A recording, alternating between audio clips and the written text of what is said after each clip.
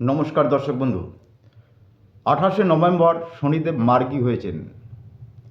যে কোনো গ্রহই বক্রী থেকে যখন মার্গী হয় তখন কিন্তু প্রত্যেকটা রাশির উপরে কিন্তু কম বেশি একটি খারাপ ভালো দুটোই কিন্তু পড়ে। তা বেশিরভাগ ক্ষেত্রে কিন্তু ভালো ফলে কিন্তু ওনারা দিয়ে থাকেন। শনিদেব আগেও অনেক ভিডিও করেছি শনিদেবকে নিয়ে। কর্মফল দাতা, ন্যায়ের দেবতা, উনি কাউকে ছাড়েন না। মানুষের জীবনে যত রকম দুঃখ, কষ্ট, হতাশা, নিরাশা, প্রত্যেক কাজে বাধা এবং অলসতা, এই গ্রহটাই কিন্তু দিয়ে থাকে। যার যত শনিদেব জন্মছকে ভালো থাকবে বা হাতে ভালো থাকবে, সে কিন্তু খুব দ্রুত কিন্তু উন্নতির শিখরে পৌঁছায়। শনিদেবকে নিয়ে আমি যে সবগুলো প্রোগ্রামগুলো করেছি, যে ছোট্ট ছোট্ট উপায়ে কি করে এদেরকে ঠিক করা যায়, তার জন্য কিন্তু বহু উপায় বলেছি।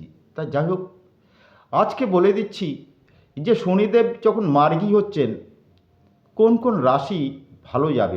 আমরা অনেকে রাশিফল দেখি, হ্যাঁ, প্রত্যেকে একটা নেশা থাকে রাশিফল দেখার, কিন্তু দেখা যাচ্ছে আপনার যে রাশি, আপনার সে বা গ্রহ আপনার ঘরে নেই, তাহলে রাশিফল মিলবেই কোথা থেকে?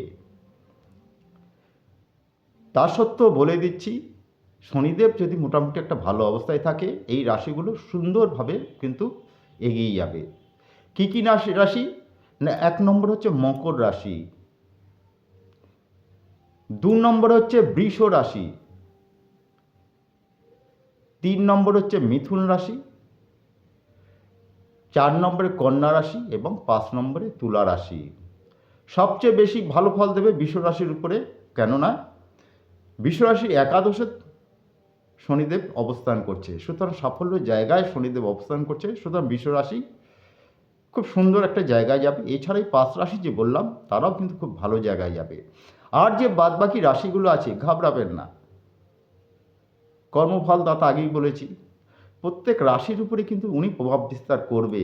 সুতরাং যে সুযোগগুলো আসবে সবসময় তার সদ্ব্যবহার করুন, কাজে লাগান, এবং শনিদেবের যে উপাচার, ছোট্ট উপাচারে কিন্তু অসাধারণ কাজ। বহু মানুষ কিন্তু আমি দিয়ে পরীক্ষা করে দেখেছি কিনা, কালো তিল আর সর্ষার তেল, কালো তিল এবং সর্ষার তেল একসাথে মিশিয়ে নিয়ে শনি মন্দিরে দান করুন। ওখানে যে প্রদীপ আছে প্রদীপে জ্বালান, কত সুন্দর রেজাল্ট পাওয়া যাবে আপনারা নিজেরাও কল্পনা করতে পারবেন না। এই একটি মাত্র গ্রহকে যদি আপনারা ঠান্ডা রাখতে, শান্ত করতে পারবেন। অনেকে আমাকে বলেছিলেন যে দাদা আমাদের আশেপাশে তো শনি মন্দির নেই, তাহলে আমরা কি করব? হ্যাঁ, যদি অশ্বত্থ গাছ থাকে খোঁজ করবেন, অশ্বত্থ গাছে গোড়াও যদি শনিবার করে ওটা দেন, তাহলেও কিন্তু দারুণভাবে কাজ পাবেন। যাই হোক, বলে দিলাম, আগামী দিনে আপনারা ভালো থাকুন, সুস্থ থাকুন, এই কামনা করি। নমস্কার।